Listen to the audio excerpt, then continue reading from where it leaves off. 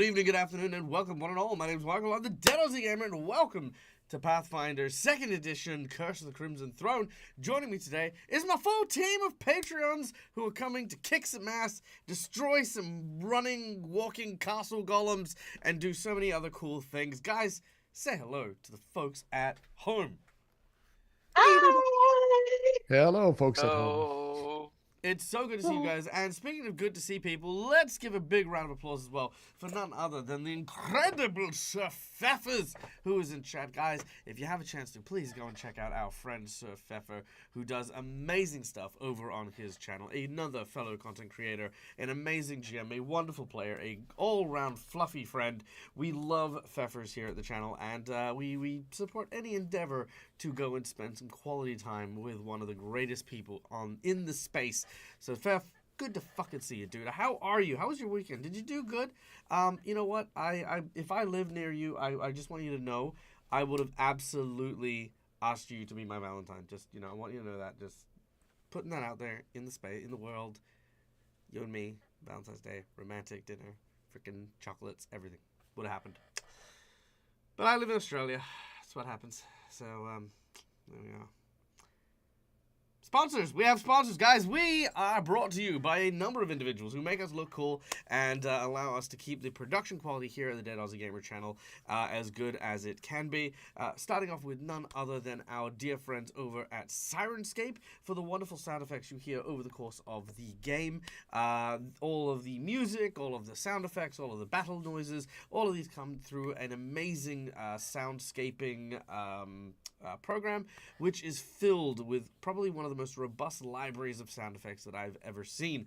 It is not really that much for a yearly subscription, and honestly, the level it elevates my games is next level. So, I mean, hey, go check it out. Go subscribe and try it for your own games as well, because every epic game deserves to sound epic. We then have, of course, Hero Forge for the wonderful artwork you see on screen, as well as the animated miniatures of the players who are not on camera as well. It is a 3D model making software that allows you to create bespoke Dungeons & Dragons characters and have them 3D printed and sent to you at home, whether it's in premium plastic, color plastic, a statue, bronze. There are so many different options for you guys. Or if you are feeling particularly fancy-smancy, you can also get them flat packed as a 2D acrylic, which is actually really high quality as well. So yeah, go check that. It is awesome. It is amazing. One of my favorite things to do when designing a character is to play around with designs and try to change poses and a whole bunch of cool stuff. It's a lot of fun. It really is. So yeah, there you go. And then, of course, we have Fantasy Grounds for our VTT of choice. All the stuff you see in the background, the maps, the rules, the dice. All of this is done using the VTT that I have chosen because, honestly, it allows me to do super quick things and allows me to be as fluid as I can with my online roleplay while at the same time being visually dynamic for my players and for my audience as well. So yeah, there you go. Alright, well, guys, despite all these bells and whistles, we would not have a game without the most important ingredient, and that is, of course, my lovely players and the protagonistic characters that they are currently playing. To introduce themselves and the characters they will be embarking on this mission with, allow me to turn it over to my Patreons, starting with none other than the one, the only, you love her, you miss her, Malakisa! Hey, everybody. What an introduction, Dag. Thank you. You're welcome. I used to do wrestling, pro wrestling. I can see that. You would be great at that. Thank you. 100%. I would use a ring girl, though, with the cards. Yes, absolutely. So I play Holly. Holly was originally a fairy rogue who read entirely too many adventure novels when she was younger and ignored most of her tutors because she was a noble and she had tutors, and decided that when it was her duty to get married, because that's what nobles have to do, she was going to run off and go be like one of the characters in her books. And it did not turn out the way that she was expecting it to. And when the plague hit Corvosa, some orphans that they rescued came down with the plague, like all of the orphans. So when none of the clerics would help them out, and Dante was the only other healer who couldn't heal all of the children at once, she wound up selling her soul to Asmodeus in order to help Dante heal the children. And the two of them did manage to heal all the children, but unfortunately did not save one half of the couple that was taking care of them, which was very sad. So she is now a cleric of Asmodeus. And then just found out that her former fiance took offense at the fact that she didn't want to get married and slaughtered her entire family. So she's now on a bit of a revenge kick, and she has definitely dedicated herself to Asmodeus as his cleric because there is now a usurper in place, and she is now basically the rightful ruler of what never should have come to pass because she should not ever have been that close to the throne in the first place. So yeah, that's where we're at, and I pass it along. Yeah, hi, I'm Marcus. I'm playing Unok, the Orc Dragon Slayer Barbarian. Uh, haven't we haven't dived too far into his backstory, but he was in Belkson, hunting down some dragons, and joined the party after one of the party members died, and he just kind of watched it happen. He sat there and watched and thought, they got this. Oh, they don't got this. And so he helped them and was told that there may or may not be a ancient undead dragon. So he's like, fuck it, I'll help. To be clear, in actuality, it is because Rykon's previous character was the one who died. So Unok was watching because obviously Rykon wasn't playing that character at the time. Just to be clear that this character was intentionally written in as someone who had witnessed the death. This was a choice that was made. I just wanted to make that, Marcus, you know. Marcus, not Rykon. Rykon's still Oh, alive. Marcus, sorry, Marcus, yes, yes. Alexander is what I meant to say. So when Alexander Yeah. died, Unok was um, watching that transpire.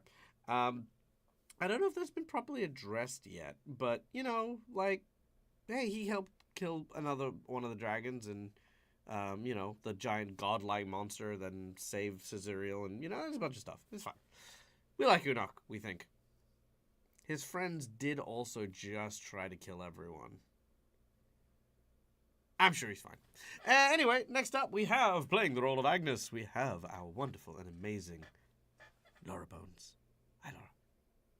Hi, hello, I'm Laura Bones. I play Agnes, who is a human, a psychic by class, and she is a Varisian. And at a young age, her husband died, and she traveled to the city to have their daughter, and she's raised her daughter in the city since. Um, Went out shopping one day, kind of fell into an adventure. Now she's just had the adventure of a lifetime that she never had when she was younger, really. And she wished she had, and now she's had enough of adventuring, really, to be fair. She just wants it all over and done with. So she went on a date, Fisherman Dan, and just sit and have a cup of tea with her daughter. Simple things in life, really. No, that makes sense. That makes sense.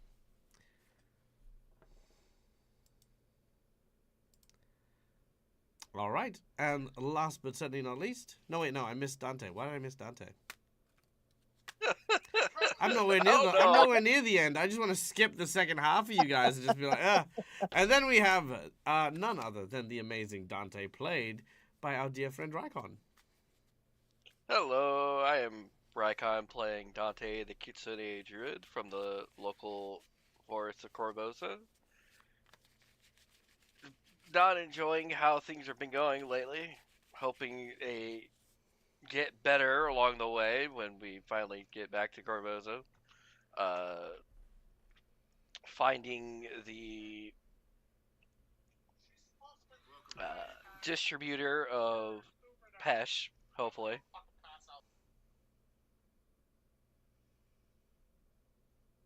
Mm-hmm. Good. Yep. Hopefully, all these things. Absolutely.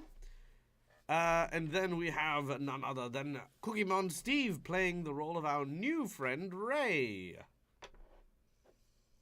Hello, I'm Steve, playing Ray, the new raccoon on the block. We'll find out more about him as we go, I guess. True. I mean, we do know a little bit about him, but we're learning as we go. Yep. And last but certainly not least, playing the role of Alizaro is none other than our dear friend Cassandra. Just Cassadove. I've never actually said your full name before. We always just said Cass. Cass and Dove. Hello. Cass and Dove. I get no. That's not right. Cass and No, Ove. that's right. That's right. I made that name years ago. I'd usually just go by Cass for introductions. I know, but I want to try. So it's supposed to be, so it is supposed to be Cass and Dove. Oh, see, I figured that because I always thought, well, what an Ove was. I thought it was like Russian. I am Kassandov. I come from Mother Russia. I drink vodka out of small shoe. The small shoe I take from lost men who cross me. Anyway, sorry. I guess. Take it away. It's yours. Okay, starting over. Hello, everyone. My name is Cass. I am playing Alizaro. She is a secretary bird swashbuckler who is now realizing that she might not be as ready for society as she thought she had been. So we're going to see how that goes as the story goes. And also, previous party members took her horse. She's still a little bit mad that they took her horse. So she's hoping to find her horse when they get to Corvus. That's fair. That's fair. All right. And, of course, then we have one last person to thank, in addition to my players, for today's game. And that is, of course, our lovely and amazing audience members. Guys, thank you so much for being here. It's so good to see so many familiar faces. Family IT Crowd, Cookie Mon, Witchy Mama, good to see you. Schooly Eye, I saw Adam earlier on as well. G'day, Adam. And obviously, Fef. Who else? We have a McBluff in the chat. Loving McBluff. There's Adam. Hi, Adam. Hi. And Votaria. We have Votaria here. Hi. I didn't see your message earlier on. What did you say? Hey, Dagenchart. Yeah. Hi. Hey. And Cryptwalker getting in good and early as well. So it's good to see so many familiar faces. And honestly, you guys, you are the lifeblood of the. Hey, Scott and Scott. Well, Scott's here. You guys are the lifeblood of these games and of these shows. It would not happen if it wasn't for your kindness, your generosity, and your constant ability to watch me put myself through whatever it is my players decide to do to my narrative. There's that. And as such, we invite you guys to take part in this game, to be a part of the adventure, not only by participating in chat, but by doing a whole bunch of cool stuff. First of all, just by watching shows, you earn channel points, which can be used at any point in time to influence the game with inspiration, insight bonuses, wandering monsters, wandering bosses, divine intervention, divine healing, so many more things that allow my players to proceed through the game. But also, there are a ton of monetary donations that help Dag with his Dag survival check of the month. We are working steadily through our check. We are at 40% now, which is amazing. All donations go towards things like my mortgage and lighting bill and things like that. And if I need to replace equipment, all that kind of stuff. But of course we have some very tangible rewards for you guys, for those who wish to donate to the stream. First of all, for $5, you can donate to provide a red mark to a player of your choosing, or a purple mark to me. These are hero points and jinx points. Hero points can be used to stave off death, petition the GM for nonsense that isn't in the rules, and roll with advantage. Jinx points can be used to counteract hero points, make bad guys roll with advantage, or complicate things ever so slightly. For $10, I will draw from one of two decks that I have in front of me. The first deck is a deck of heroic actions, which provide a hero point to a player of your choosing, as well as a special, unique, free action power that they'll be able to use at any point in time. The other deck I have is a deck of story prompts, narrative plot twists, and flashbacks that get used in order to try and basically improv a way into throwing random plots into the mix of the game. Now we've already had a donation today by Schooly Eye. To celebrate the return of Malakisa, there are now 4 plot twists that are going to be happening in today's game. So thank you, Schooly Eye, for your generosity. But also, thank you, Schooly Eye, for your generosity. Couldn't have given me a nat 20 to celebrate my return, couldn't you, Scully Eye? No, instead you have my ire. Or Iron even Genasi. a hero point even. Like, jeez. No, that's not how it works. No, Alright. because Schoolie loves to Aw. leave everything to Thank you, random Scott. chance. That's true. Everything does go to random chance. All right, let's have a look at what these 4 plot twists from Schoolie are. The first plot twist is a childhood lesson. Childhood lesson. The second plot twist is a moment of indecision. Okay, moment of indecision. Plot twist number 3 is envy. Okay.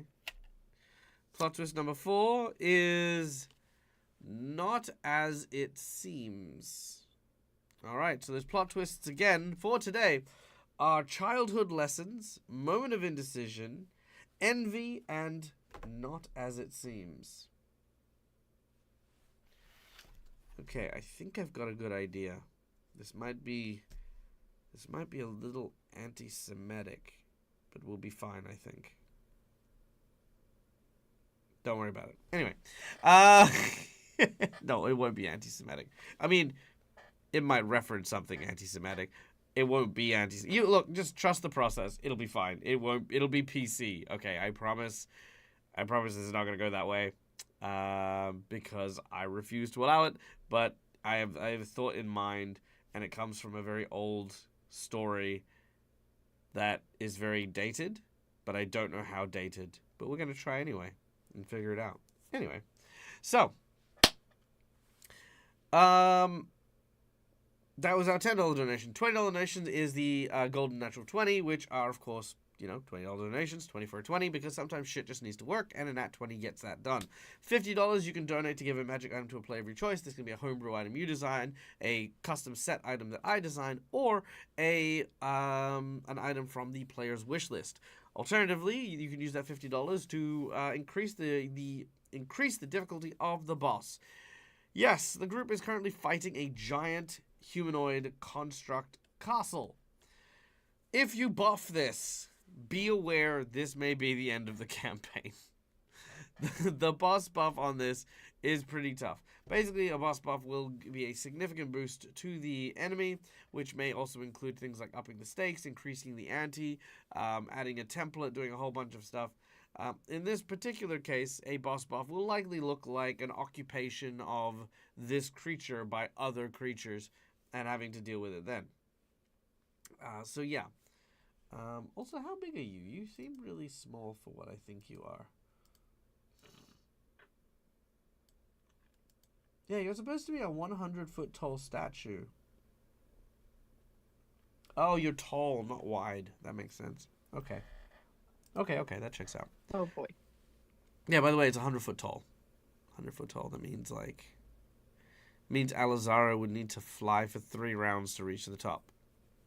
Or just hitch a ride. Catch a ride! Alright, anyway. There's a map. Could you share it with us, please, Doug? What kind of demands are Pretty these? things. We want to see the pretty things.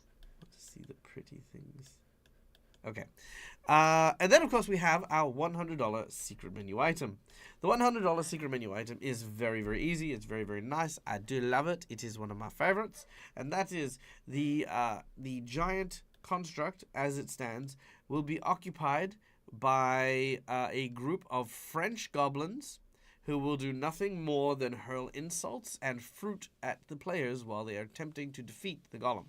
Should our players lose, the gremlins will then take over our players' items and equipment, and we will continue to run the game with a goblin impersonator for each of these characters. That is to say, if we TPK or if we lose a particular player, that player will be invited to play a goblin who has stolen their identity. Oh, please kill me. Please. I want to play I wanna a die. goblin trying. Well, to be You're clear, just it is the secret menu item. And this is only because it's not that I don't have faith in you. It's that this thing is pretty tough, and I will point out that it is not going to be doing like direct attacks against you very often, but when it does, you have my warning on certain things. Just You're gonna feel it. no, it's the thing is, don't rely on. Oh, okay, you know what? Actually, here's a good chance for a PSA. PSA, ladies and gentlemen. Let's you know what? And I'll even add some mood music here. Give me a second. Okay, so here's some mood music. This is Dag's PSA to all players. Oh, this is a nice one. Let's try this. What's synth music? Okay, is this gonna sound good? Yeah, I like this. Okay, so, hi everyone. This is Michael from Dead Aussie Gamer, wanting to give you this one piece of advice for playing in a tabletop role-playing game. Now, while it is, of course, your imperative to design, create, build, and bring to life your characters, it's important to know the definition of the word entitlement. Now, when we think of entitlement, sometimes we think, hey, this is owed to us. It's on my character sheet. Fuck you, GM. Well, the news for you is that the GM controls the physics and the manifestations of the world around you and is the arbiter of the rules and how they interact with one another. Let's say that you have a fireball that does 10d6 fire damage. You throw that into that mix and suddenly learn that you aren't doing 10d6 damage. It can seem like it's an appropriate response to be outraged. But truth be told, the GM may have other factors. It's raining, which is dampening your spell. Perhaps you're underwater and you're taking half damage because that's how a fireball underwater works.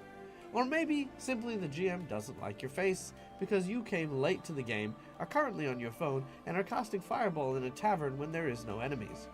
Whatever the reason, it is the GM's prerogative to act, and your entitlement is accepted but void.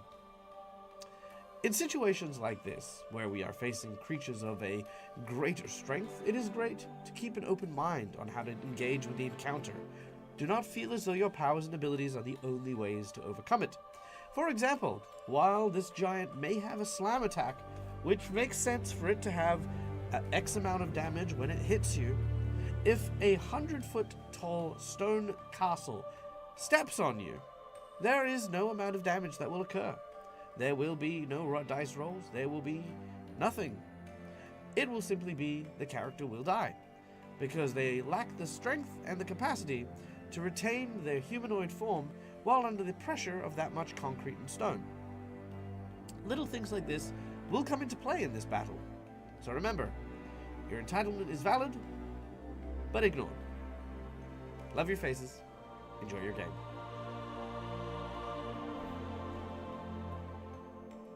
There you go. Do you guys like the DAG PSA? You're going to die. Very, very plain attendant of you. I love it. If you wish to leave your game, the exits are there and there. No. So yeah. But yes, no. In all seriousness, though, yes, it is one of those things. You guys will have powers. You will have your abilities. Some will work, some will not. But bear in mind when you're fighting something of this scale, you are fighting something of this scale. You know, like you are, fighting a literal castle. So tread with caution. This is advice, and like I said, it is currently not going for you per se, right?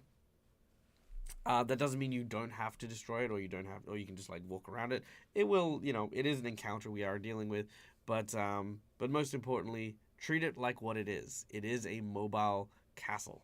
Okay? Best advice I can give you guys. Cool. Then, without any further ado, let us dive back in to today's session. When last we left our epic heroes,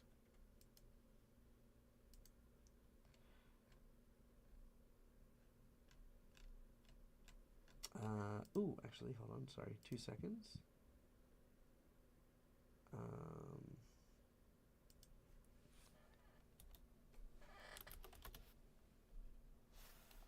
See, I don't know how to find the pack anymore because I'm using a different thing. Curse of the Crimson Throne. Oh, there we go.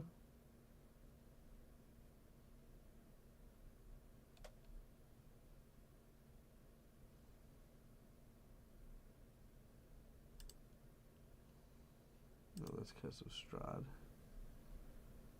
Curse of the Crimson Throne.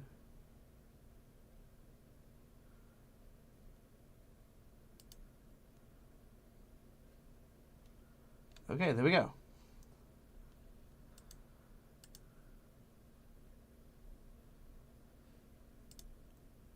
Okay, cool music.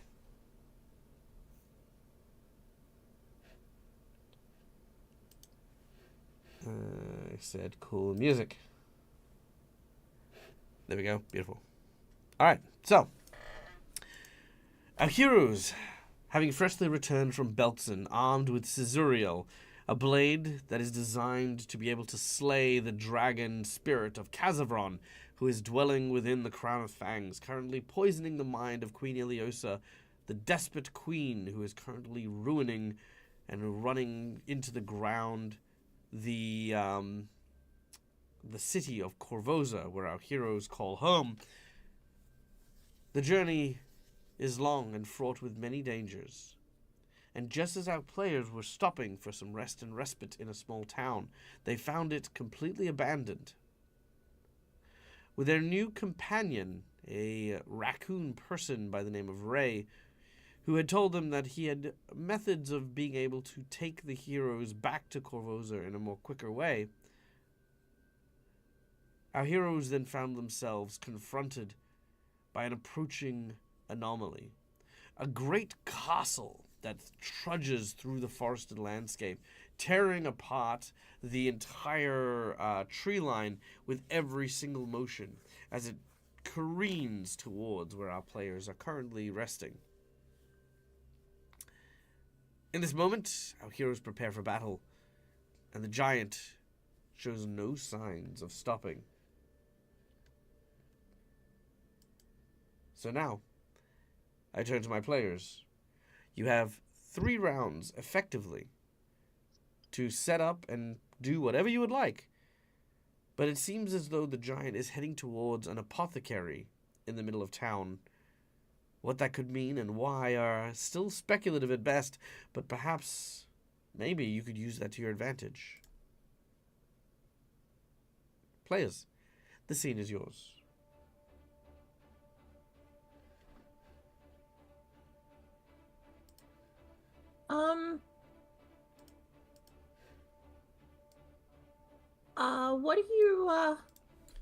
What do you guys think we should do about that? We do have the scroll. We could run away. Wherever that scroll will lead us. Well, it leads us to Corvosa. Well, yes, but you said yourself you don't know where. Well, this is true. But that's bigger than the castle Corvosa. Are we That's wrong. are we aware that it's a potion shop? Like, I know as players are. You can but our see- characters. I'd say you can definitely see on the inside, like, you can see there are, like, potion bottles. There's kind of, like, a lot of innate kind of things that just did give it that kind of apothecary look. There's a big sign outside that says potions. Yeah, potion seller. Flashing And it says, neon going. and it says strongest potions sold out. God damn it.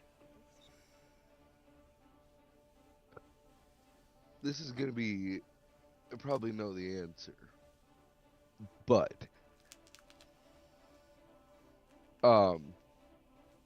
Unok's okay. So we have 3 rounds until he gets to us in the potion shop, right? Correct. All right. So that would be. That would take Well, we've me. got to get to the potion shop. Three move actions will get me to the potion shops in 1 round. Okay.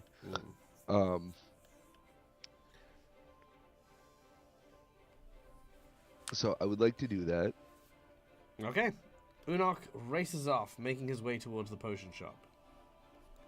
I think I'll follow Unok. All right, Holly, you make pursuit. What? It's not letting me move. Ah, there we go. Just running.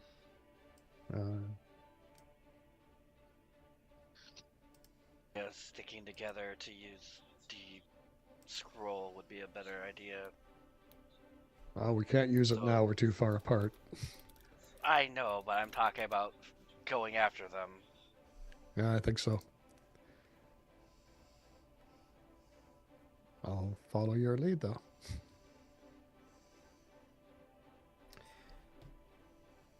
Agnes, you seem to be the wise one. What should we do?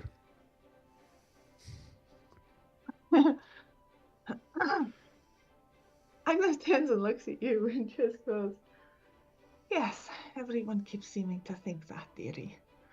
And Agnes would like to.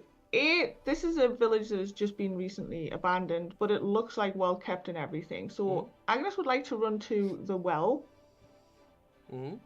that's in the center of the town, and just take a quick peek. Is the rope sturdy and stable? Like, is it a well? Oh yeah, an it's a well. The rope is definitely very fresh and sturdy, and there's a bucket at the end of it. You know.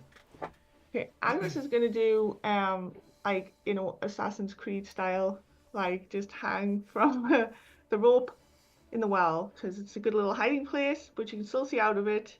And it's like, you know, if things go really, really badly and she goes about to get stuff done, she can just like, oh, and hopefully there's water in the bottom of it. So that's where Agnes is going. She's gonna go hide in the well. Okay. For now. You climb into the well.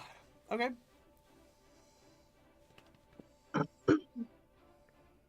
Okay, Ro would like to.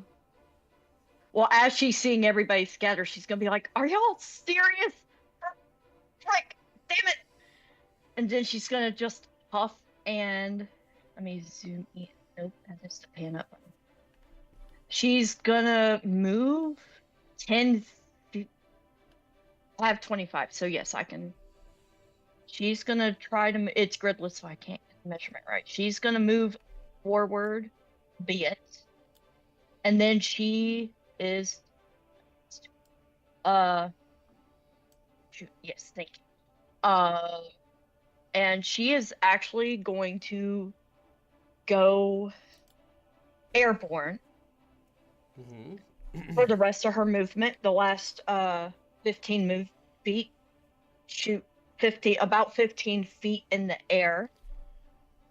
And then could she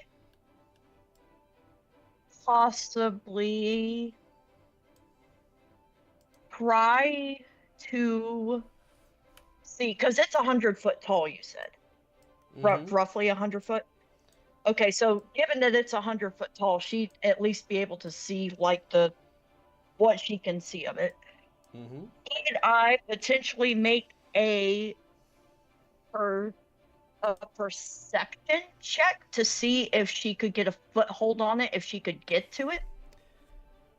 You won't need to make a perception check. You can definitely see there are ramparts and there are ledgings and there are openings and there are windows. There's plenty of places to like catch yourself.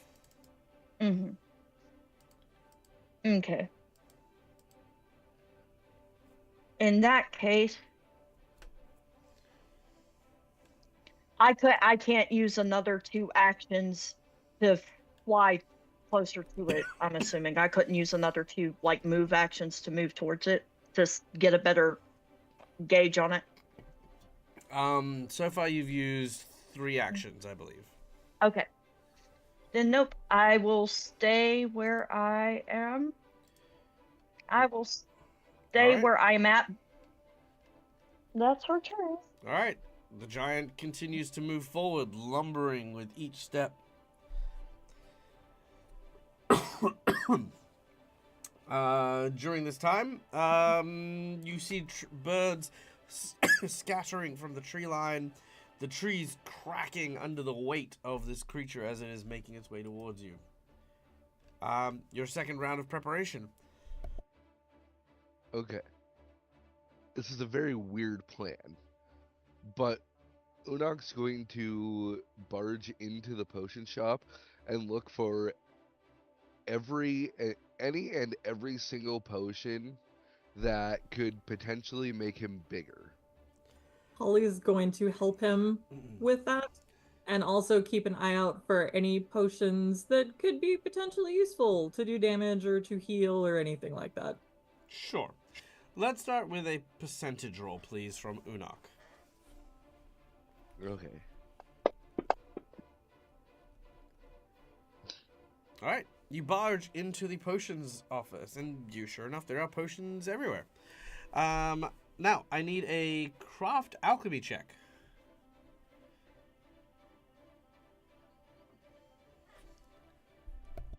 I don't have.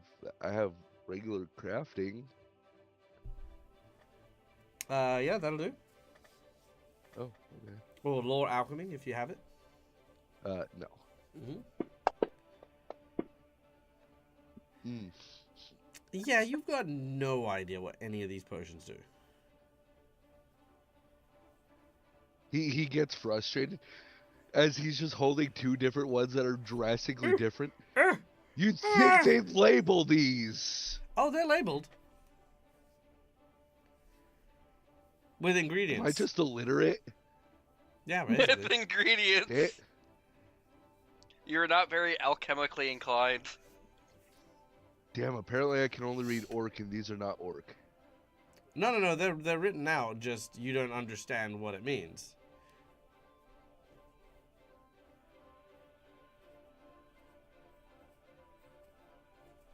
Well, this throws a spear in the plan.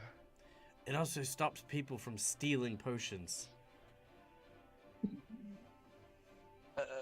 Yeah. As Dante's coming to the the alchemy shop, he's going to see if he can find anything that would be a reason for this thing to come over here for. Ooh, excellent question. All right. Holly, you also get to make the craft check as well if you are helping in this same vein as well. And Dante, make a perception check as well. Jake Joseph, welcome in. This isn't Last War. Last War. I'm not sure what Last War you're referring to.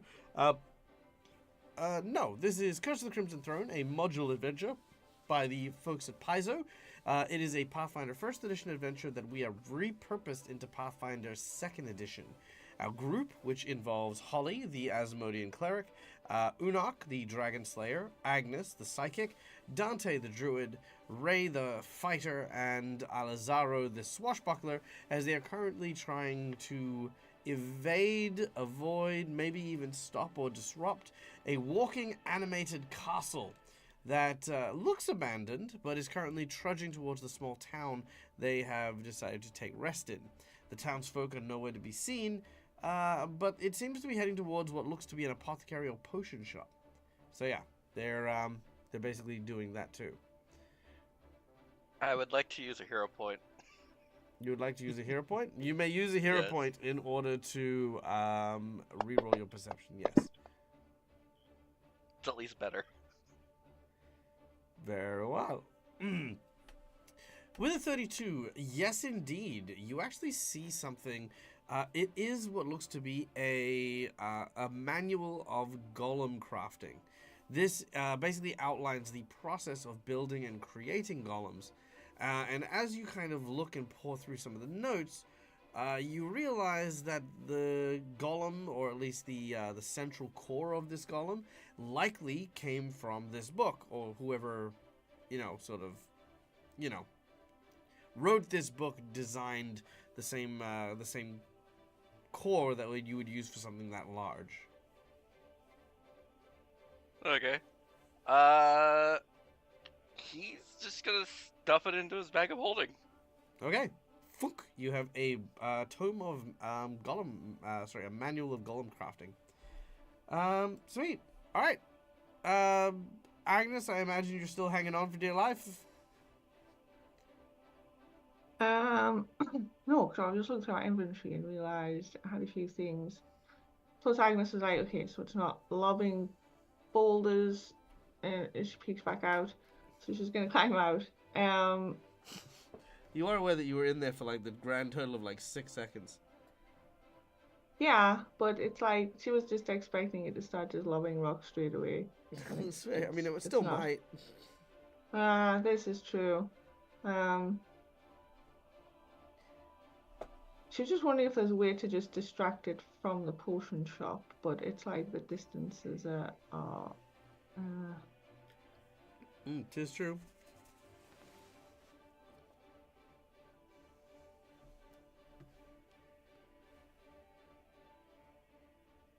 Holly, Unok, I might have found what it's trying to get rid of. We should leave. Agreed.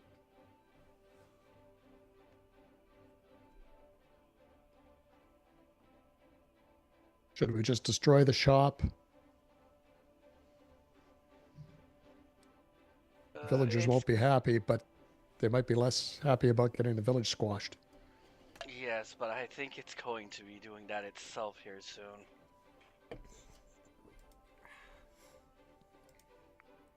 Is it being guided? Yeah, did the insight help with the potions at all? Holly's crafting skill of 5, you mean? No, we Or- had an insight bonus redeemed. Yeah, The Throb. inside- Oh, my apologies. Yes, Adam, sorry, I did not see that. Insight bonus. Interesting. Adam, I will, hopefully to help them with the potions. Alright, an insight bonus with the potion. Underneath the counter at the front desk, there is likely a recipe book or a formula book that contains the code. I will allow an intelligence check to be able to interpret the book, the code book, so that you can identify which potion you need. Oh, perfect. This is great to roll with my +2. Okay. Let's see. What level are you guys? 12. 12. 12. Yeah, that's not gonna do it. I'm not smart, but I'm charismatic. In fact, you both critically fumble. So you do pick up 2 potions that you are certain are the right ones. Perfect. These will help me grow. I can fight it one-on-one. Immediately unbottles them and drinks them. Okay. Nice. We've just killed it. Oh my god! Agnes is gonna do a couple of preparations. She's taken out her removal rod out of a bag of holding, and she's got that tucked into her belt, so it's like easy access. And she's also pulled out this like tinder box, that she's got, which I forgot I picked up, which actually just What's the allows me worst to that set can off happen? You get turned colored into a llama. smoke. Yeah, so she's put, and she's also get got turned a smaller. rope of climbing, tucked over her shoulder as well. Mhm. And she keeps an eye on the people in the potion hut to see if they've found what they're looking for. And she's gonna move up behind Ray. Okay. She's busy tucking bits and pieces into herself. But she's gonna like kind of hide behind the corner of the house. All right. By the way, we're on the third turn, right? Roll me a percent. This is the third one coming up now. Unok, can I get you to roll me a percentage, please? Absolutely. Oh, good. Good. All right, Unok. Drake Someone give me 2. that What secret did that menu. Do mean? I Menu become of tiny fast. and get fury of the small? No. Damn. That what a jerk move. No, your body becomes slated in thick slate-covered scales that are made of rock. Your feet suddenly combine with the ground around you, and you become anchored in place. The DC for moving you, shifting you, or otherwise altering your position is now increased by 40.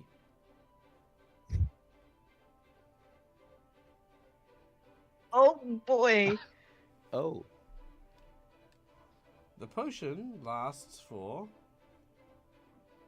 10 minutes because it doesn't say a time, and I am concerned that it is forever. Oh no. It's not, it's probably minutes or rounds. But yes. So there you go. And you said you drank both the potions? It's Yes. probably as per the spell that it's taking use of. All right, roll percentage again.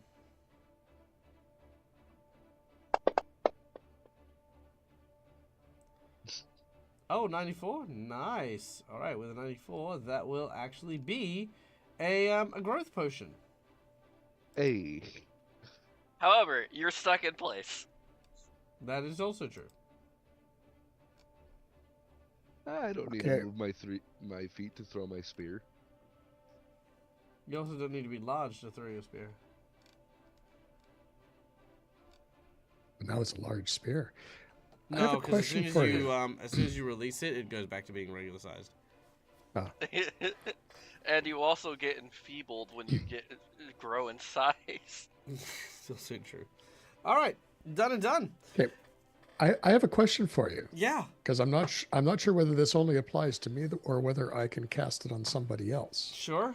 That's a good I have a time thing. to ask. I have a thing called unimpeded stride, Mm-hmm. which is divine grace ensures that nothing can keep you prisoner or hold you back. You immediately escape from every magical effect that has you immobilized or grabbed. Interesting. The reading on the potion is that it fuses their feet to the ground. So I don't think it's so much that he's being impeded, that he is now being merged to the ground. Because I mean, hypothetically, if that is the case, I would have to allow it to work in reverse. So if a bad guy used that ability, then you would use that, and you could still move them or push them or knock them prone. Okay. But I think, Yep, fair enough. Yeah, I think the nature of it, you kind of the impression it might not work. Because It was a stretch. Yeah. How There you go. how big? Like what kind? Is it just like a normal and large? So I'm just a large, or like how big do I get? I feel like it's a normal and large. Should it be? Is there a bigger and large? Well, I know that the higher levels of enlarged can get you to like huge and such. Let's have a look. See, in Unok's head, because he doesn't fully understand how that kind of magic works, he was just gonna drink them all at once, thinking that they like combine and make him as big as the thing. I see. Here we go. Enlarge. There it is. 5 minutes. Yada yada yada.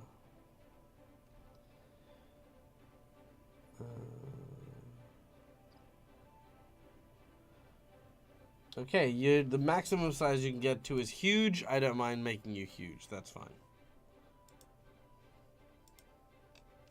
Well, at least we're getting part of the potion shop, Shred. Yeah.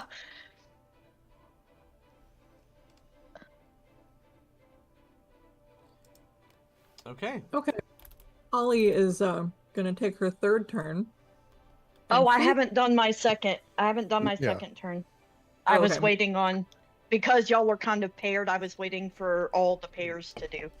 Okay. Okay. Mm-hmm. Huh. She's gonna just book it as many feet as allowed. Question though, how do I access the measuring tool in Fantasy Ground so I don't overshoot my movement? Press both of the mouse buttons at the same time and then drag it across. Oh, there it is. I always took the longest time to do that. Yeah, I'm not using my normal clicky mouse. Okay. Yeah, so she's just gonna keep trying to book it towards, like, she's not going up in altitude yet. She's just trying to. I think you're 15 foot off the ground though, right? Yes. Yeah. Okay, so I need to walk it back. No, you're good. Okay. Don't forget you got 3 actions. So you can move a total of 75. Yeah, okay. Let me zoom. Apologize. Let's see. Okay, both mouse buttons and then, oh, Jesus. Okay. Can I get help with measuring because my hand is cramping No, really bad. Not a problem. Where would you like Thank to you. Towards the. Let me see if I can make ping mode work, like as close to like over in this direction towards the Colossus, as close as I can get. go? All right. Thank What's you. your fly speed? 25. Same as my regular movement. So probably there with your going up to the top of the roof. All right. Thank you. You are welcome. Thank you. Thank you. All right. The giant continues to move forward. Now it is at the outskirts of the town, crushing some of the crops in that area. It will reach the potion shop this round.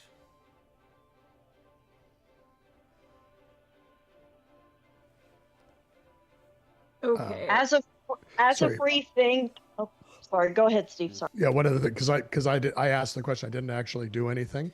Mm-hmm. My intention was actually because I've got 9. I was planning on moving, like somewhere up around here. Mm-hmm. Sure, no So, problem. okay. Oops, just a second. Now it won't let me. There we go. Not quite in line.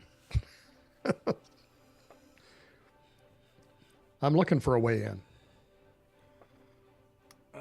Okay, looking for a way in. Or to climb up it. All right, make a perception check to see if you can figure out a way to scale this great and powerful thing. Let's get on the right tab.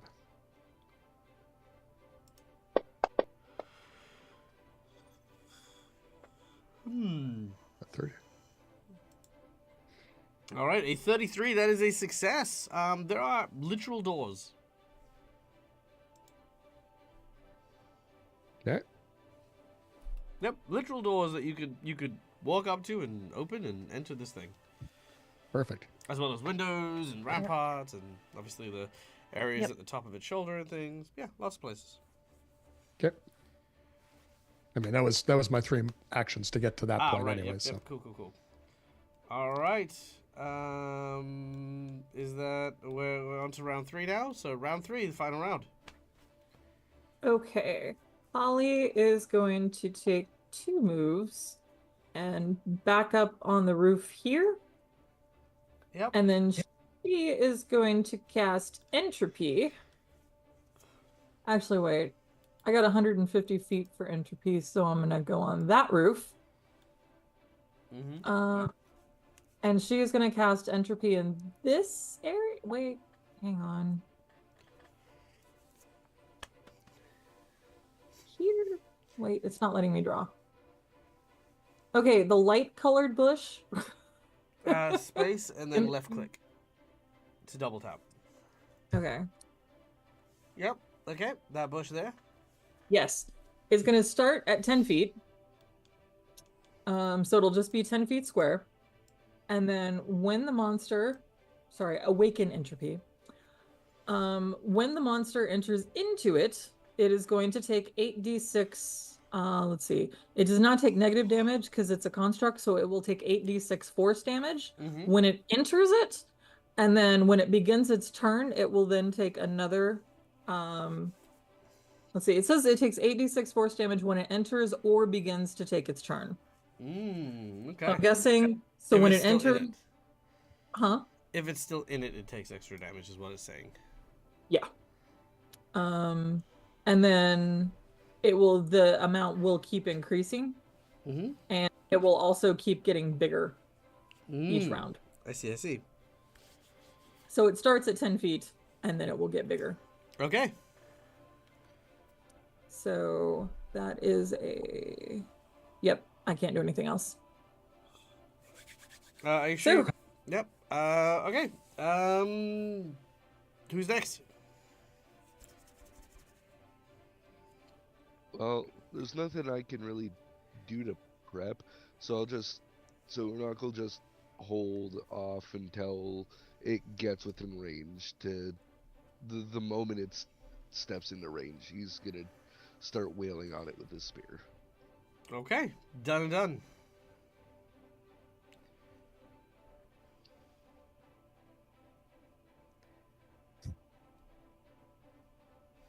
Is Unok inside the building or is Unok big outside the building? He And how drank it big right is away, so Unok? he is inside the building.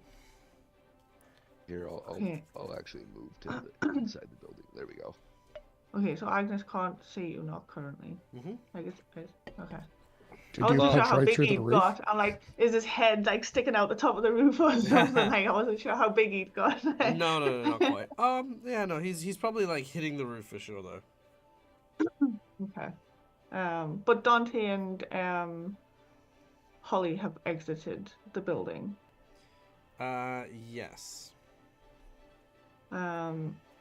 Okay, so Agnes will like call to Dante. Where's Unak? He decided to just drink potions and he managed to find what he needed. However, he is now stuck there. He just started. You know what? Never mind. Right.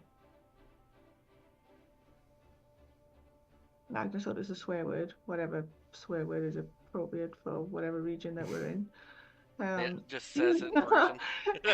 Yeah, just a stream of Parisian swear words.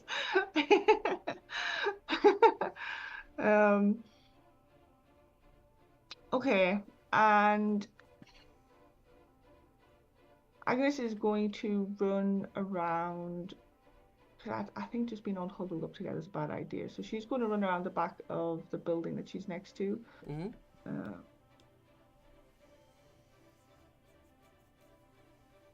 Yeah, so she's going to kind of run around.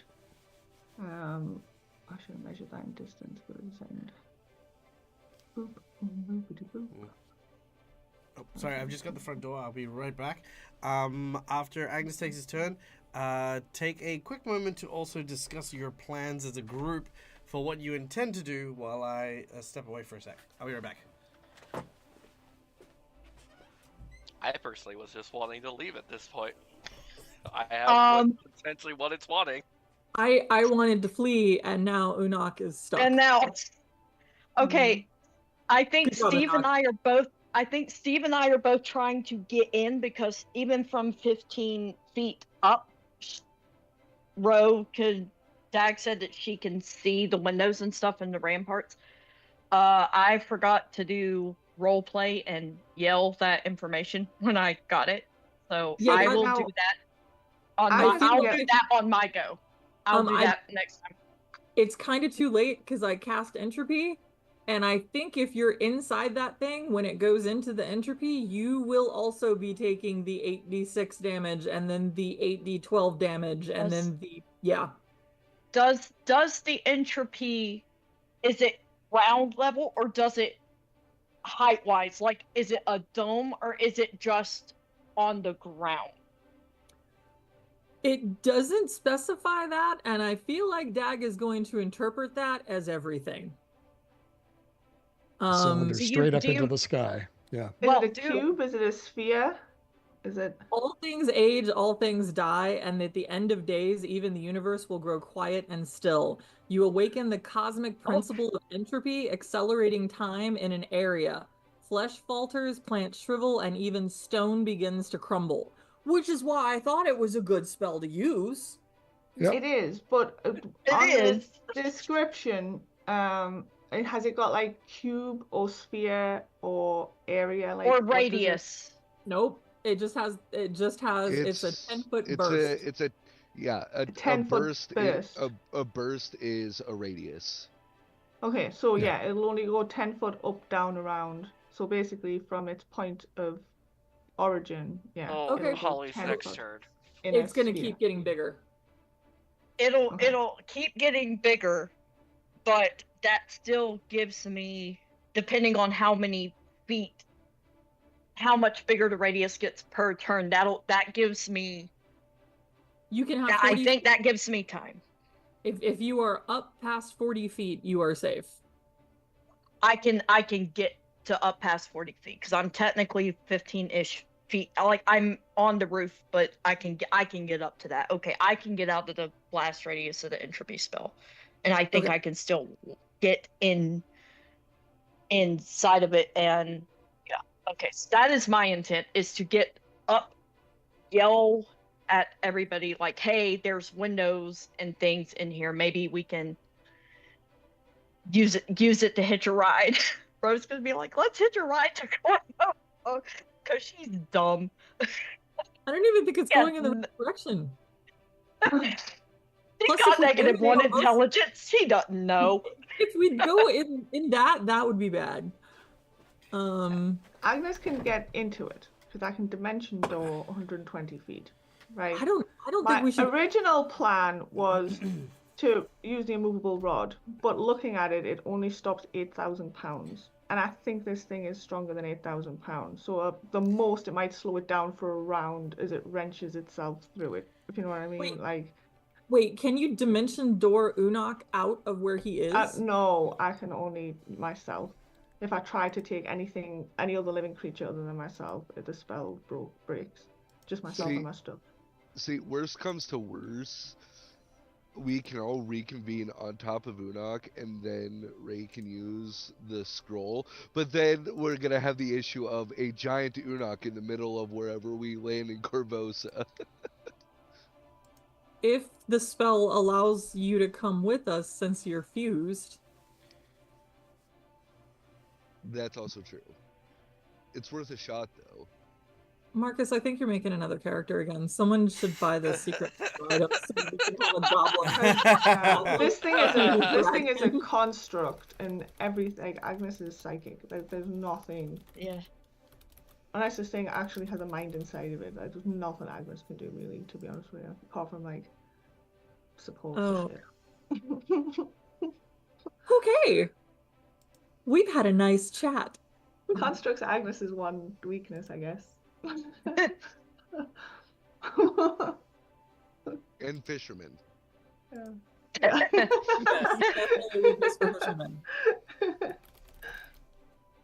Okay. Well. So yeah, my plan wasn't gonna work now that I've looked up the. I had a thought, but I don't know if it would work. But I'm still willing to attempt it, and transform to a dragon that has a burrow speed. Go under it? More like burrow through its legs. Like, I was even contemplating ripping trees up and putting them in its path, but like, this thing's 120 feet, and just step over a tree. It's like, I've been thinking well outside the box, and it's, yeah, this thing is.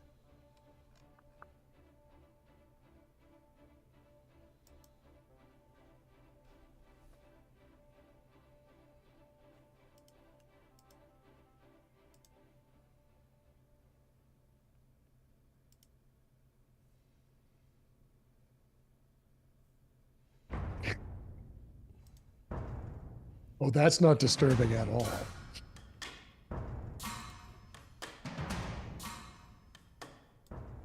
Yeah, what? So, question music for. picked up a different sound. Oh, I haven't. I can't hear it. I have a question solely about. I know we're not in initiative at this point, but I personally, just speaking for myself, I'm a little bit confused about like the order we're going in this last round. So clarification on that would be super helpful for me, because I'm kind of getting lost in the shuffle a little bit. Whoever hasn't done their round yet pretty much gets to do their third last round. Is what we're at right now. So I've done 2, I think. Cass, you've done 2. I've done 2, but I haven't done my third yet. Okay. Yeah, neither have I. Holly, did you warn me about this nasty thing that you just did right beside me? No, but you can very clearly see it. Okay. Do I have any idea that it's going to get bigger? No. Probably doesn't even realize it's gonna get bigger. Yeah. Yeah, no one has any idea it's going to get bigger, but it is very clearly very nasty and ugly, and it's 10 feet around and 10 feet up in a circle.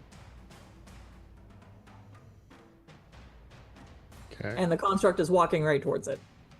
Yeah, so somehow I don't want to be on the construct when it goes into that. Now, That's my feeling. Yeah. Now, as a thing, do you have to target a object or a space with that ability, Holly? Target of space. Okay. All So, right. so at this point in time, I don't want to be. My plan has gone away, because near as I can tell, that thing is going to walk into that circle, and I do not want to be on it when it walks into that circle. So I am going to retreat back to the front of the apothecary shop. All right. You turn and you head back to the apothecary. And I ready my Morning Star. And for what it's worth, I'm going to raise my shield. Okay, you raise your shield. All right. Good job. With that being said, the golem enters the fray, and we will now roll initiative, as it is now close enough to be considered an encounter. The construct is going to go first, followed by Dante, Agnes, Holly, Alizaro, Unok, and Ray. Now, the construct begins as it lumbers forward, crashing through one of these buildings. The way it walks, the building is nothing to it. It just crumbles around its waist and its side. As it enters Holly's spell effect, does it make a saving throw? You're muted. I should take the mute off, and then I can answer your question, because that would be far more helpful. Yes, it does get a basic fortitude save. All right, it's fortitude save. What is the It's gonna be DC? like plus 40.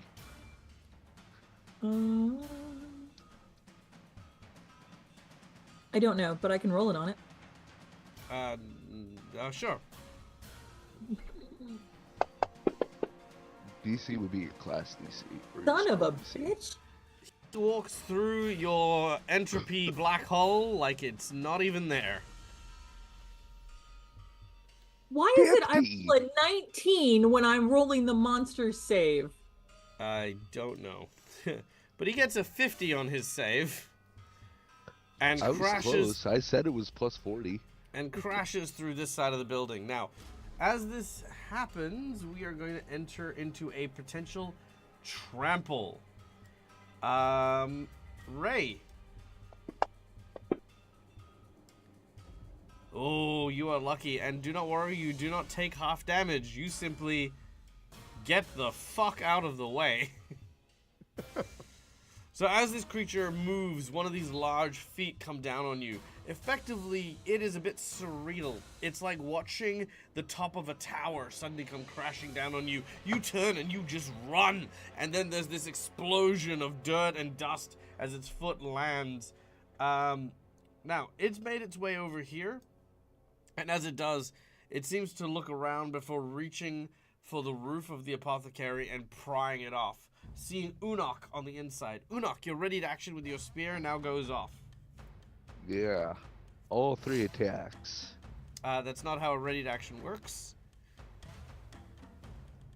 To Okay. those of you that play along the, at home, the one attack. a ready to action, correct. A ready to action is a single extra action that is spent to set a parameter and then use an action in response to that. So in this case, yes, you make an attack. I don't know why I just dropped damage. I It's okay. meant to drop the attack. You have Yeah, okay. you have critically missed. Number 1. All right, let's find out. As the roof has been pulled off from the top of you,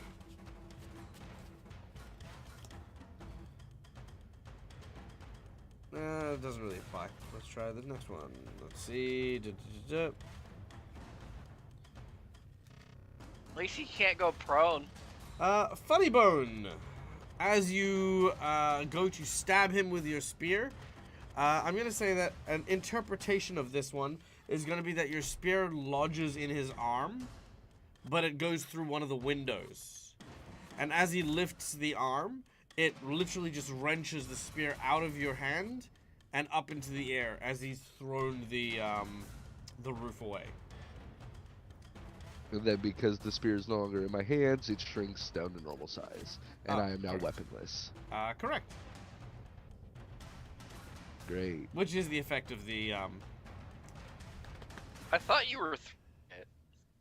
No. No, you tried to Oh. stab it. All right, but that is all of its actions. Dante, we go up to you. Well, this isn't good. I'm probably going to get screwed over, but trying to at least. Okay. I'm going to try and counteract what's keeping him essentially frozen to the floor with the spell magic. Oh, very nice. Okay. At your current level, that is not a problem. Casting your spells and moving your hands in these gentle gestures, magic begins to swell in your palms, and you watch as Unok. Oh shit! Wait.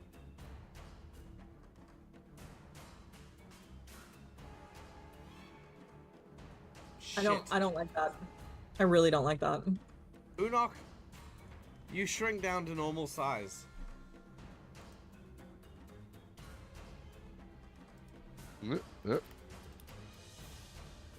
However, you are still immobile.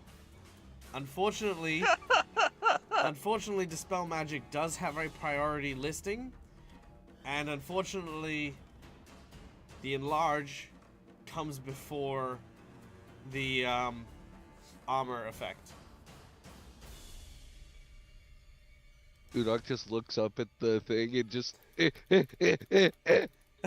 he's trying to wrench his foot loose. Yeah, except Well, that's all my actions.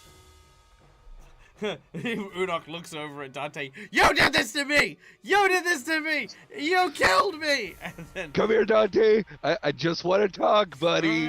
Come here. yeah. Okay, yeah. To be fair though, and I will point this out, he did roll a 11% on his what potion. I he drank. did. So it is the worst thing he could have drank. One of the worst things he could have drank. All right. Well, yeah, Agnes, you're up next. You're behind the house, but you can still see kind of I'd probably say you can't see over the house from where you are, but you could definitely hear the ripping of the other roof and probably see bits of the debris flying backwards from this creature as it's rummaging around the apothecary trying to find something.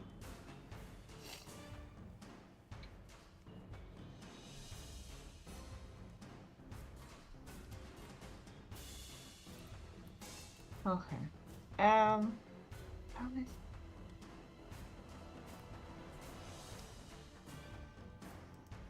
Okay, Agnes is gonna run back around this corner of the building so she can see the creature.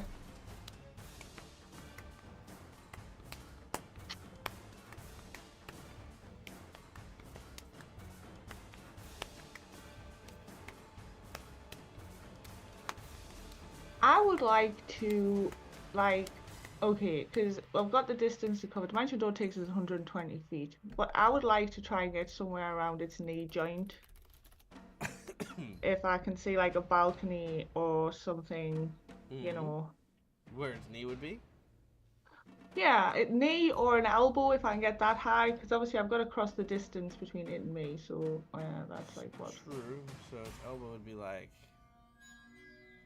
60, 65 foot in the air? Right, so I'll go 120, so it's got to go 60 vertically, 60 up. I don't know how it Yeah, that'd be fine. works. But yeah, okay. So, yeah, knee, elbow, knee,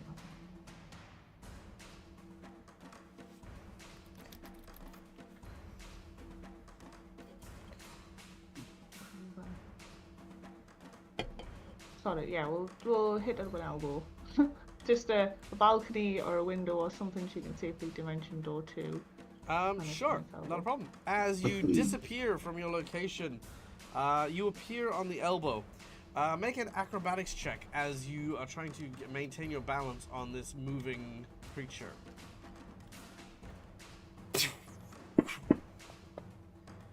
Beautiful. You end up on the elbow, and with a quick scurry, you end up inside. Which, once you are inside, it's a little bit jostling, but it's a lot more stable than when you're on the exterior of the creature. Welcome to. What's it like size-wise inside here? It's Like, pretty. Is it like the size of a normal castle? Kind of. Yeah, it's pretty expansive. It's almost larger on the inside than it was on the outside. We're getting hit by a tortoise. You are. You're in what looks to be maybe like a castle bed chamber. This looks like it may have possibly been like a guest room of some kind. You can see that there's this large bed with these curtains draped down that are bright green, with gold trims and inlays depicting the visage of like elks and deer running through the forest. You can see a dresser, a boudoir. You see a small wash basin on one side with water still in it.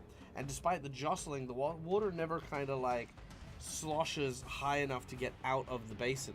So that's how still it kind of is in here. It still sloshes around, just not, you know, as much.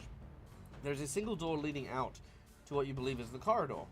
And if you're investigating the space here, just peeking out of that corridor, you can see that it goes like kind of almost like in a curve around left and right around what you would imagine the circumference of the arm would otherwise be. Huh.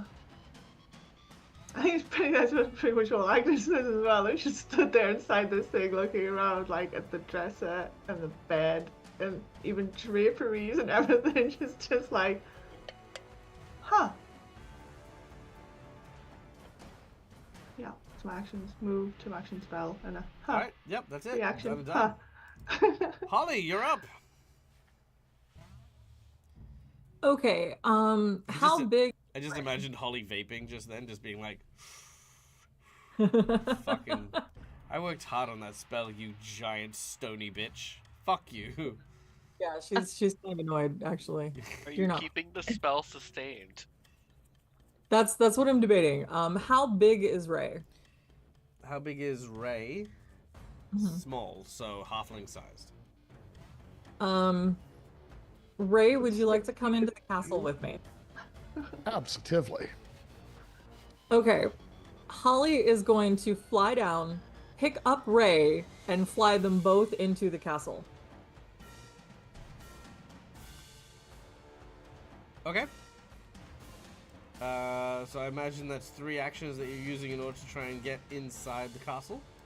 Yep, one action to fly down to pick up Ray, and then 1 action to fly them, and 1 action to fly down to Ray, 1 action to pick him up, and 1 action to fly them both inside the castle. All right, not a problem. Then that goes to Alizaro. Alright, so Alazar, having seen Holly pick up Ray and everybody's Tulu into a castle, he's gonna yell, Dante, get him loose so we can get in. And could I potentially use a hero point to more or less double my movement so I can also get, if I can't get inside, like get on it? Sure, not a problem. Yeah. You fly upwards and swing onto the top of the castle in order to enter it. Yeehaw. All right, Unok, I am stuck. you are stuck. I'd like to attempt a DC 40 check to be able to move. No, he said that the DC was increased by 40. Not Sorry. increased to No. I meant the 40. DC is 40. My apologies. Oh, okay. That would be for any action to get out, right? Yeah. Okay. Because I have several abilities that basically make my jumping, like, really good.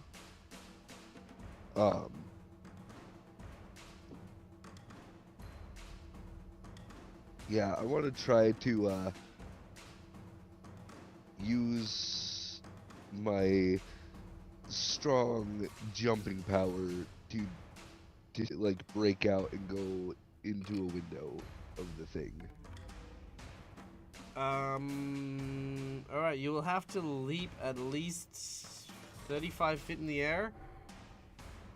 Okay, well then I can't do that. My highest is I can do an 8-foot vertical leap, and then yeah, that's it.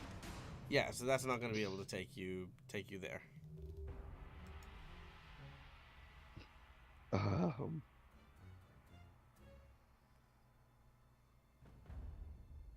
all right, I'll at least try to break myself out. All right, make an an athletics check to try and wrench your legs free. Oh God, I'm going to have to roll at least or a 17 or higher.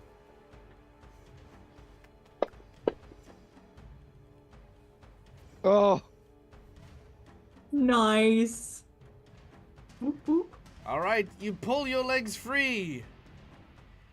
And just in time, as Holly, Unok, and Ro, you are provided with natural 20s from your lovely and amazing audience benefactor, Cookiemon Steve. Cookie, thank you for the donation, you bloody legend, you. And the rest of you, enjoy your natural 20s. You'll need them. all right. So Yeah, we now that I'm broken out, Mm-hmm. Unok is going to charge at Dante, grab him, and pull him out of the way of this thing's feet. Okay, move yourself, and Dante, if you're not resisting, you're gonna be fine. If you are resisting, Not resisting. not resisting. I am definitely Alright. not resisting. All right. So my total movement is 30, but because I'm raging, it's 40. I won't move us that far though. I'll move us to the well. All right, you move to the well. All right, is that it? I will look for my spear, which is probably nowhere nearby. Hold on. Break free, pick up Dante, move. You don't have any more actions. I meant that as like he's gonna look around. Oh, not an sure, actual. sure. Yeah, not a problem. All right, we then go to Ray, who is inside the keep with Holly, I believe, in what appears to be a large and lavish dining room. Okay. I'm going to assume that the brain is at the top, and I'm going to try to climb inside the castle to find the top. I don't know. I have no idea how far up we've got to go. All right. You begin to scale the castle. I'm in the inside. I'm assuming there's stairs. Yeah. There's there are stairs. You haven't found them yet, but you are seeking them out. Yep. As you make your way through the dining room, you are stopped by what looks to be a suit of like very, very butlery clothes. It has a silver platter and no like limbs per se, but like the cloth and the fabric seem to hold up this platter.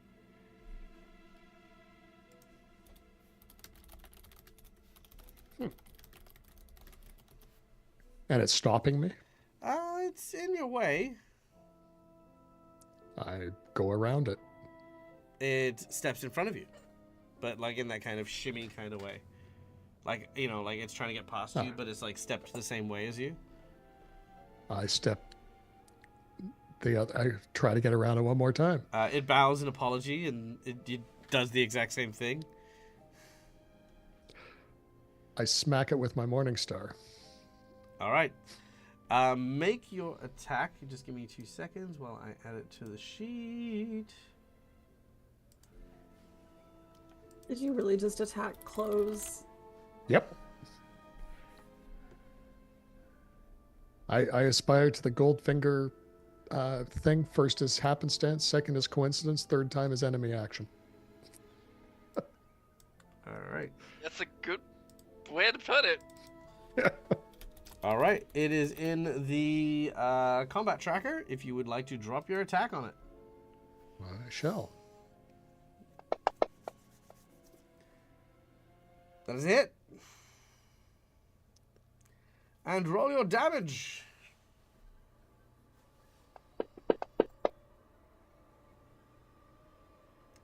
It is Holy crap. partially. Resisted a hell of a lot of it. Yeah, it's clothes. All right. As you've struck it, and it's leant backwards, you watch as it opens up the dish. One moment. And pulls What out have I a done? long blade. Using said blade, it then tries to stab you.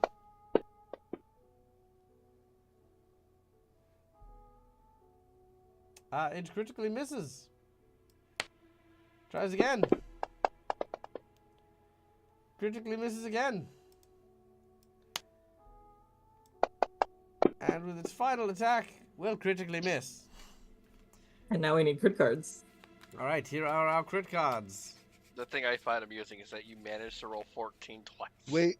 Oh, wait, never mind. That's not 3 not ones. Okay, give me a number between 1 to 5. 1. 1. It is wounded. Next. 1. Okay, it is fatigued. It's not fatigued because it can't be fatigued. Oh, its weapon is broken.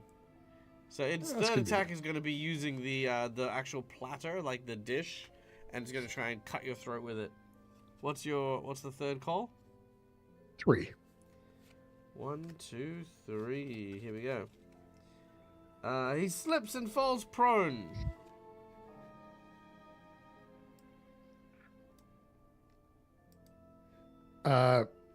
And I actually have that reaction, so I think I get to smack him back again. Oh, nice. Love that. All right, do it. Oh, we just knock. That's is that still first attack? Is that a first attack now on a reaction? Yeah, that'll be the first attack on the reaction. Okay, I've never done this before. This is a critical. All right, roll your I like damage that. as you Nice. land a critical hit on it. All right. The cloth is torn asunder as it rips into pieces. As this happens, the way forward is now clear. But the robes seemed kind of strange, like they weren't really special in any kind of way. Oh well. Do. And you continue your Exactly. search for the stairs. Okay. We then go to the Colossus. Now, as the Colossus looks around in the building, it kind of tries to gaze and lifts up a few shelves with potions on it. Some of them fall to the ground, shattering with these little tiny pops of bright color. Until eventually he looks around and he can't seem to find what he's looking for. Avarian, good to see you, my friend. Where is this insight bonus going? Or are we just giving you the insight in general?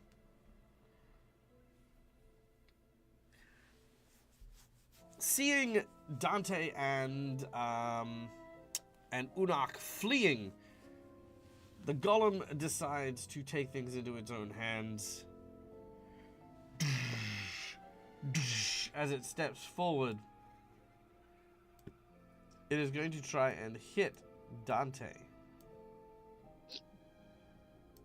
Oh, I hope that doesn't succeed. So do I. Alright, Dante. You try to block what is coming. All Unak hears is crunch. There's no way I'm surviving getting not crit by it. Alright. Oh my goodness. I'm just barely standing. 68 points of damage as this hand swats at you. But it also has the improved grab ability, which means as he hits you, he lifts you up. Don't forget crit card. Oh yeah, and the crit card. Pick a number between 1 to 5. 4. Okay, 4. Triple damage. Overwhelming smash seems very right for this. Hero point. You don't need a hero point. I mean, yeah. Oh, I mean, I'm gonna do. No, he gets Valley. more healing. Valley is healing on me. All right, that's 34 points of damage. All right, with the insight bonus, something about Ray's background or the situation. Ooh, I've got a good one. Ray, remind me that I had the insight bonus attached to you in a minute. Was there divine healing? I didn't see divine healing. Yeah. Yeah, Valley Melly redeemed it. it. Yeah, but why is it not showing up on my thing? It's Oh no, showing there it up Showed is. up in Yep. chat. Nope, there it is. I see it. It's just come through. Okay. Who is your deity? Right, deity. Gazre. Yeah, that's the one. Right, Conte. Dante Con. Oh, who's your god? Gazre. Gazre. Alright. As this large meaty fist strikes at you, all of a sudden storm clouds begin to gather and rain begins to fall on you. Your broken bones are still sore and awful feeling, but behind you, as you are holding your wounds, the raindrops seem to hit something that is invisible, something that places its arms wrapped around you tenderly. As the rain pours down this figure, you see the image of a naked woman that seems to be holding you in its embrace.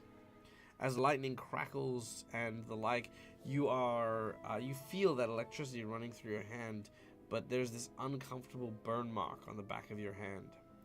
You take a moment and realize that you passed out from the shock of getting hit so hard. You can hear Unok in that shell-shocked tone as the tinnitus is setting in for you to get back up. But you feel it. You feel your strength returning to you, and you do get back up. Alright. Ow. I'm Well- still grappled by it if I think about it now. Yeah, so that was his first and second attack. Oh, sorry, first move, first attack. His next thing he's going to do is basically just constrict you.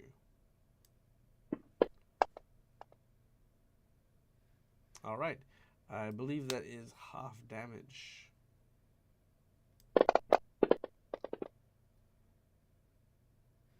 I didn't want to have it. Okay. That's Because I failed. Because it's a save. Oh, you failed the save. Oh, yeah, then yeah, you take 31 damage. Alright, so he is basically just squeezing you. As you walk... yeah, you know what? It'll do this. It lets loose this low resonant sound, which you kind of have trouble hearing at first, but realize what it is saying. Return, book.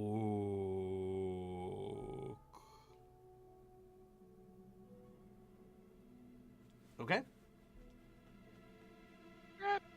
Cool. With that, we then go to Dante.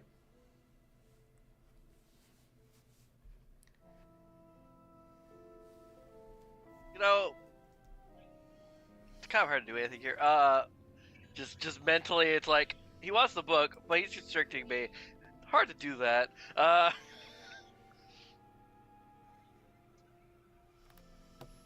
You know, hard to try and do anything here when you're squeezing so hard. Also, why are you needing the book? Make a diplomacy check.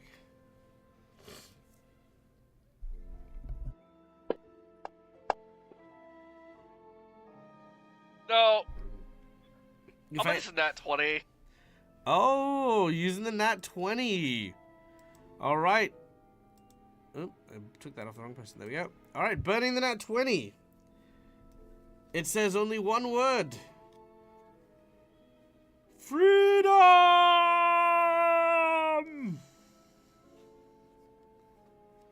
And we are going to play the first plot twist card, Not As It Seems. This is not a violent war machine or a thing acting on the orders of some sort of evil despot. It is a construct who seeks its freedom or a means to build one? Are you needing it destroyed or knowing what's inside? Sorry? Are you needing to know what it is inside the book to do so, or it destroyed? You realize it's only really speaking in single word sentences. Destroy or seek? Seek.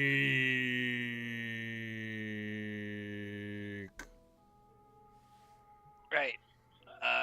Give or die.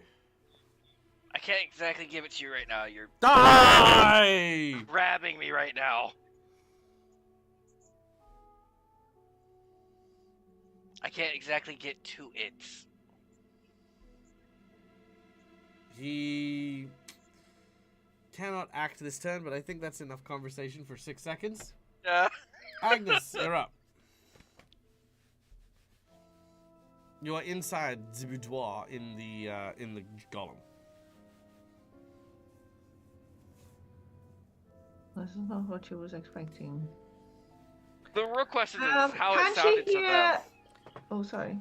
Can she Yeah, hear sorry. anything from outside, or has the outside noise kind of disappeared now? You can't hear as much from outside. It's almost like it's muted to a degree.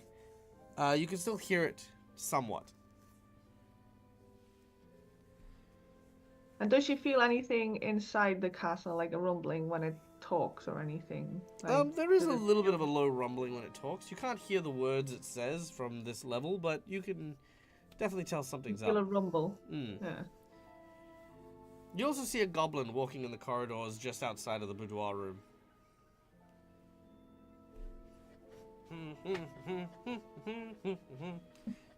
Oh, excuse me. Excuse me. Huh? What? Excuse me. Oh, hello. Hello. Hi. Are you supposed to be here? Probably not. No. Oh, you But sure? I don't mean any harm. I don't suppose. Oh, hold on, just 1 second. I'm just. Oh, I know. I'm gonna try again. Okay. This time you say yes, and he winks at you, and he says, "Ah, oh, I don't recognize you. Are you supposed to be here?" Oh, yes, dearie. I just started this morning. Phew! Oh my lord, that was a close one. You know, if you were an intruder, I would have had to have attacked you. But you look very strong. Oh, yes, it's from I'm so glad you washing belong up the here, and I don't have to dishes. fight you. Oh, no, dearie. Oh no, yeah. Cookie? Most I do is He wrestle pulls out a dirty cookie. dishes and dirty clothes. Am I what? He says, "You want a cookie?"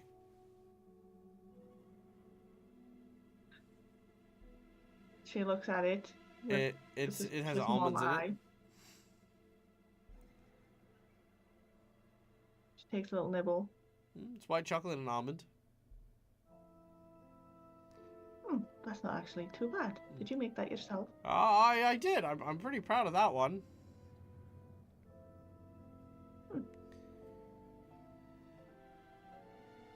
So anyway, enjoy your stay at the castle. I was wondering. No, sorry, yeah. Do you know the way to perhaps the main chamber, the throne room, or Oh, the yeah, blade? yep, no worries. Just down that corridor, third door on the right. Thank you. Bye. Wanders off, still nibbling the cookie. Yeah. As you make your way there, you go to the third door, and then as you turn, you open the door on the right. There is a large toilet. Wolverine swearing.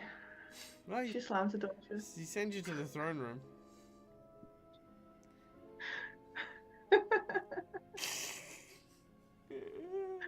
He literally It thought is called the porcelain throne for a reason. Yep. I mean, sooner easier to believe that you were just looking for the bathroom, which is why you stopped him. It's funnier because they are a goblin, so. True. It's totally fair. It's totally fair. At Holly, this point, there's so many worse things that have happened to Agnes. It's just like, this is just. that's not that bad. Yeah. Minor inconvenience at best. All right, Holly, you're up next. Okay. Holly is going to turn into an Aranis. For the folks at home who don't know what that is, because I clearly do. I was Actually about to say, what? I know what it is. An Aranis is it's kind of like a fallen angel, but not a fallen angel. It's actually one of the Furies, more closely akin to a demon than anything else. Aranis have black wings, often very powerful, flaming type of biblical-styled weapons, and have a fierce temperament. And I can fly 40 feet. My fly speed is increased. Neat. All right. Also, real quick, ladies and gentlemen, the one, the only, Wolver. Connie, thank you so much for the raid, you lovely, beautiful woman, you. How are you, my dear? What's been going on? What is new with you? I hope you've been doing well. I hope you've been having a splendiferous time. I still haven't had a chance to work out where I'm going to put you in a game, but rest assured, I will definitely be looking at putting you into a game to come play and hang out with us. There's also, if I'm not mistaken, some stuff going down for charity streams over on Dork Tales, which I will be a GM for, and I think they might be looking for some players. If you're interested, you may poke the guy who's in charge. His name's Kelly. If you wanted to, that is. Just in case it interests you. All right. Sorry, Holly. Okay. So Holly is gonna look over at Ray and say, "Do you want to take a flight with me?" Come with me, and Sure. you'll see. She's gonna pick Ray up in her very, very pretty manicured nails that are very, very long and sharp. Sure. Yep, you are. Hey, watch it. Not so And tight. start flying up the stairs According and seeing according to lore, this is at the point in which Ray's testicles start to engorge. He pulls them over his head and then stretches his body out so he can fly. Oh god. Oh my god. That's a squirrel, not a raccoon. No, it's a tanuki. Yeah. Okay. Yeah, it's a tanuki. It's actually what the lore of the tanuki. Well, there you entail. go. Yeah, Perfect. magical ball sacks is a big thing. There you go. Yeehaw. So we head up the stairs because I figure flying's just gonna be faster. Sure. You don't know where the stairs are, but you are looking for them. I thought he was up the stairs, is he not? Mm-mm. Okay, so we're gonna fly around looking for stairs. Sure, not a problem. You fly through a set of doors, and on the other side you see what look to be.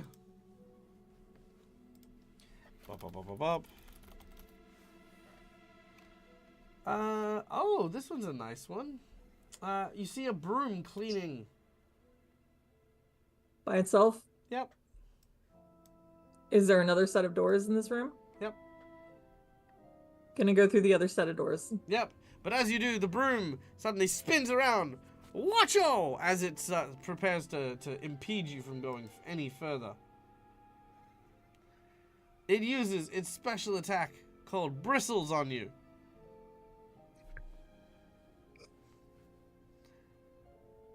Okay, so I have special weapons as an Aranis.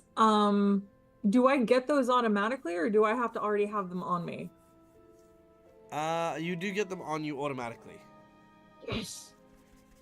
If you are shape-shifting into it. I am shape-shifting into it. Yeah.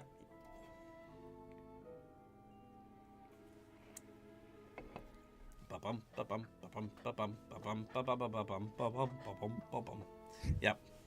Does the broom get to keep hitting? No, that was just its bristle attack. It's just One? Yeah. Okay. Yeah. I And it- will.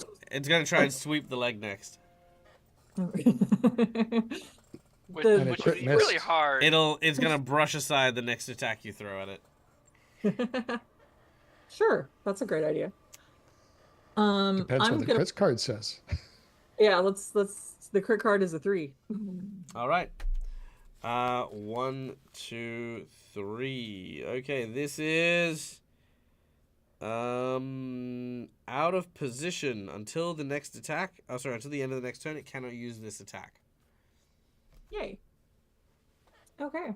I am going to hit it with how do I roll my attack on this? Because I don't have a longsword in my attack. What are you trying to attack with? A flaming longsword. Versatile. Just use the mace attack and then just roll the damage separately. Okay. Oh, it's so cold. All right, a critical hit on the broom. Yay. Okay, so we get Just roll your mace damage. It's fine. Oh, okay. I have a lot of HP, that's why.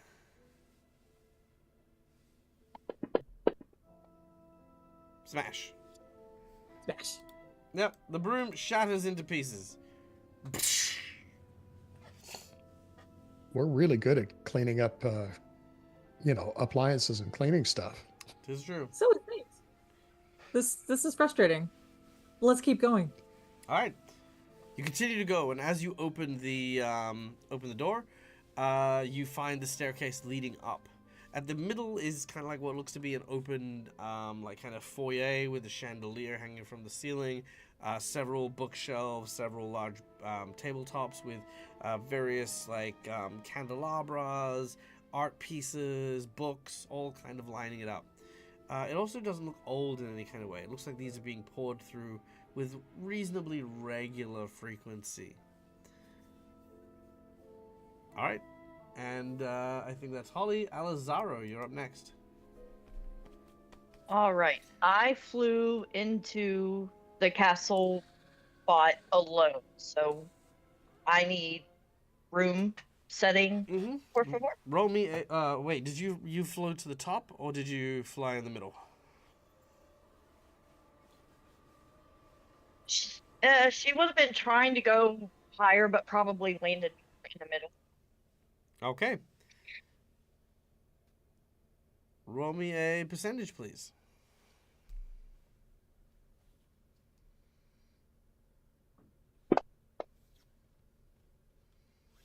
$45. All right. As you break in, you find yourself in what looks to be a reading room. A large bench sits before an open fire. Large books seem to be covered everywhere, and 4 gargoyles seem to be poised around this room. Okay.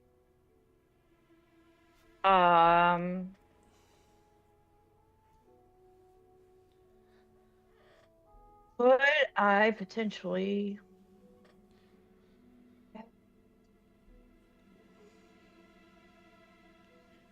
There it is. Okay. It's a reading room. Are any of the books like open? Are there any papers, anything like that round that are open? There does seem to be a book open up on a table sitting in front of the fireplace. Alrighty, so in that case, because I am trained in society, I have a general skill called Glean Contents. And it says you are adept at quickly scanning loose papers and carefully discerning the contents of sealed letters without damaging the seal. You can attempt a decipher writing check. You can attempt society checks to decipher writing on a message that's partially glimpsed upside down or reversed from your perspective. All right, you absolutely are able to identify the scroll in front. Seems to be a journal of some kind. But what you didn't notice until the last moment is there is a skeleton in a very formal suit sitting on the chair next to this table. It is not an undead. This man simply passed away.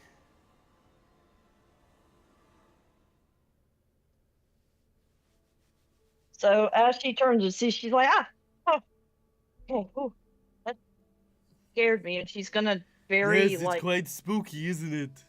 No! Oh my god! Heavens to Murgatroyd! Why the loud noises? I'm sorry. Hello. Hi. You see next to you is a goblin. Oh. Jeez, I thought that was a skeleton talking to me. A skeleton? How many skeletons do you know that have been talking? I mean, this guy's not much of a conversation. I find that his mood tends to be a little dry.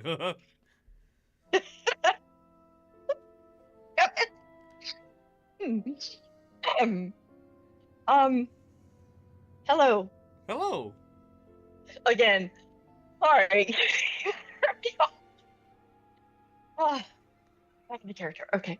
So, if this is a library, I think this is the library.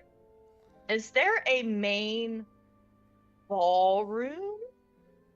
A main ballroom in the library. I mean, I don't know what kind of parties you have, but book clubs were never that interesting where I'm from.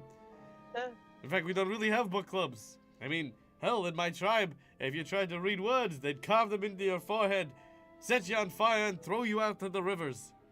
I'm gonna miss my mother. I'm sorry you lost your mother. Oh, it's okay. She was good eating for the sharks. I don't know why, but I for some reason was expecting you to say, "Oh, don't be, she was a bitch." I don't know why. Hey, only I can call my mother a bitch, young man. Anyway. I'm not even there. He says, okay, well, oh, right, yeah, no, well, I was actually coming over here to say that if there's anything you need, I will be more than happy to assist. I am the librarian and curator of all these here fine parchments and books.